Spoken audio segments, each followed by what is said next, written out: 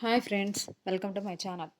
కార్తీక పురాణంలో భాగంగా 28వ అధ్యాయము విష్ణు సుదర్శన చక్రం యొక్క మహిమ.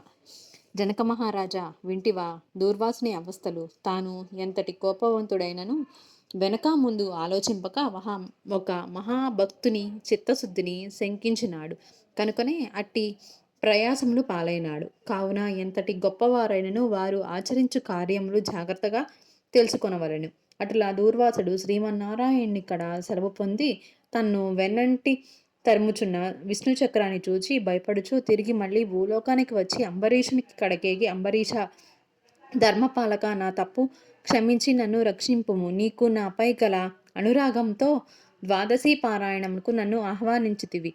కానీ నన్ను కష్టముల పాలు చేసి వ్రతభంగం చేయించి నీ పుణ్యఫలమును నాశనం తలపెట్టి తిని.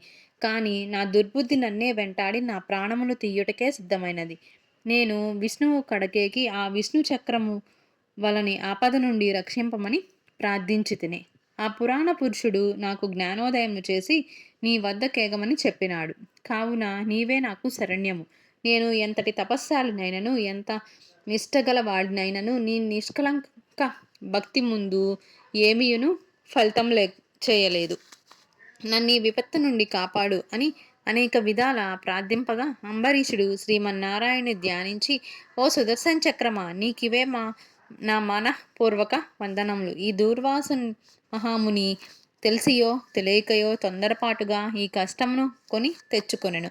అయినను ఇతడు బ్రాహ్మణుడు కావున ఇతన్ని చంపవలదు. ఒకవేళ నీ కర్తవ్యము నిర్వహింపవలసినేమి, ముందు నన్ను చంపి తర్వాత ఈ దూర్వాసుని చంపము. నీవు శ్రీమన్నారాయణి ఆయుధానివి. నేను ఆ శ్రీమన్నారాయణి భక్తుడను. నాకు శ్రీమన్నారాయణుడు ఇలవెల్పు దైవము.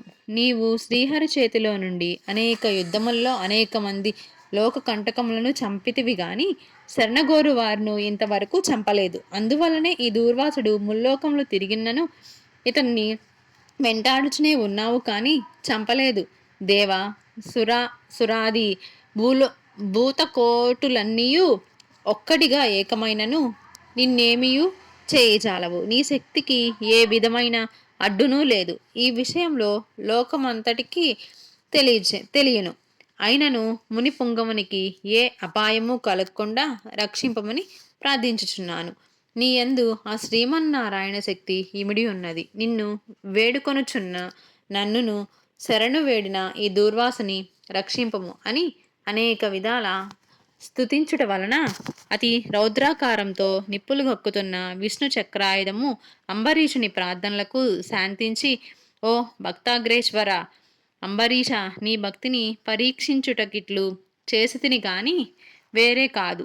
అత్యంత దుర్మార్గుడు మహాపరాక్రమవంతులైన మధుకైటబులను దేవతలందరూ ఏకమై కూడా చంపజాలని మూర్ఖులను నేను దునుమాడుటకు నీవు ఎరుంగుగదా. ఈ లోకంలో దుష్ట శిక్ష రక్షణకై శ్రీహరి నన్ను వినియోగించి ముల్లోకముల యందు ధర్మమును స్థాపించుచుండెను. ఇది ఎల్లరికూ తెలిసిన విషయమే. ముక్కోపియగు దూర్వాసుడు నీపై పగబూని నీ వ్రతమును నశింపజేసి నానా ఇక్కట్లు పెట్టవలనని నన్ను ఎర్ర చేసి నీ మీద చూపిన రౌద్రమును నేను తిలకించి తిని.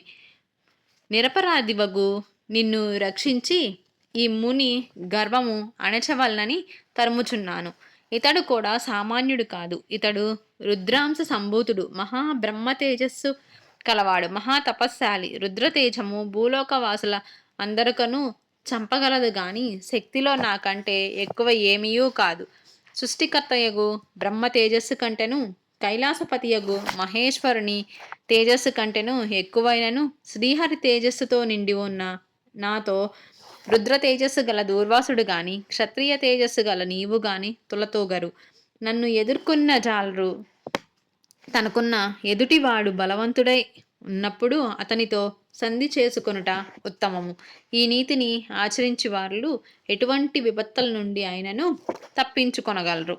ఇంతవరకు జరిగిందంతయు విస్మరించి శరణార్థి అయి వచ్చిన ఆ దూర్వాసుని గౌరవించి నీ ధర్మమును నీవు నిర్వర్తింపము అని చక్రాయుధము పలికెను. అంబరీషుడ పలుకుల ఆలకించి, నేను దేవ, గో, బ్రాహ్మణాదుల ఎందు ఎందును స్త్రీల ఎందును గౌరవం కలవాడను. నా రాజ్యంలో సర్వజనులు సుఖముగా ఉండవలనని నా అభిలాష. కావున శరణగోరిన ఈ దూర్వాసుని నన్ను కరుణించి రక్షింపుము. వేల కొలది అగ్నిదేవతలు కోట్ల కొలది సూర్యమండములు ఏకమైనను నీ శక్తికి తేజస్సుకు సాటిరారు. నీవు అట్టి తేజోరాశివి. మహావిష్ణువు లోక నిందితులపై లోక కంటకులపై దేవ గో బ్రాహ్మణ హింసాపరులపై నిన్ను ప్రయోగించి వారిని శిక్షించి తన కుక్షి అందున్న 14 లోకములను కంటికి రెప్పవలే కాపాడుచున్నాడు. కావున నీకివే నా మనఃపూర్వక నమస్కృతులు అని పలికి చక్రాయుధమును పాదములపై పడెను. అంతటా సుదర్శన చక్రము అంబరీషుని లేవదీసి గాఢలింగనమునొచ్చి అంబరీష నీ నిష్కలంక భక్తికి మెచ్చితిని. విష్ణు స్తోత్రము 3 కాలములయందు ఎవరు పఠింతురో, ఎవరు దాన ధర్మములలో పుణ్యఫలమును వృద్ధి చేసుకొందురో, ఎవరు పరులను హింసించక పర ధనములను ఆశపడక పరస్త్రీలను చెరబెట్టక గోహత్య బ్రాహ్మణ హత్య శిశు హత్యాది మహా పాతకములను చేయకుందురో అట్టివారి కష్టములు నశించి ఇహమందును పరమందును వారు సర్వ సౌఖ్యములతో తొలతూగుదురు. కావున నిన్ను దూర్వాసుని రక్షించుచున్నాను. నీ ద్వాదశి వ్రత ప్రభావము చాలా గొప్పది. నీ పుణ్యఫలం ముందు ఈ మునిపుంగువుని తపశ్శక్తి పనిచేయలేదు అని చెప్పి అతని ఆశీర్వదించి చక్రాయుధము అదృశ్యమైనది. అష్టవింశాధ్యాయము 28వ రోజు పారాయణం సమాప్తం. ఈ విధంగా మనం కార్తీక పురాణాల్లో భాగంగా 28వ రోజు పారాయణాన్ని కూడా ముగించేసుకున్నాం. ఇంకా 2 రోజులే అండి, మళ్ళీ కార్తీక మాసం అయిపోవచ్చింది. ఇప్పటి వరకు ఎవరైనా దీపాలు పెట్టని వాళ్ళు చతుర్దశి రోజు రాత్రిపూట కనుక దీపాలు వెలిగించినట్లయితే ఈ 4 రోజులు చేయకపోయినా ఆ ఫలం అనేది దక్కుతుంది. కాబట్టి 2 రోజుల్లో కార్తీక మాసం అయిపోతుంది. చతుర్దశి నాడు గనక రాత్రిపూట దీపాలు వెలిగించినట్లయితే మనకి చాలా మంచి జరుగుతుంది. Thank you friends.